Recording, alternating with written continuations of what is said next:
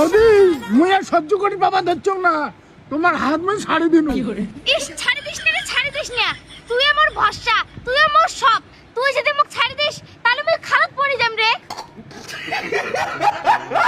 বৌদি মুই সহ্য করি বাবা ধরছ না, বৌদি সহ্য করি বাবা ধরছ না, মুই এবার ছাড়ি দিন।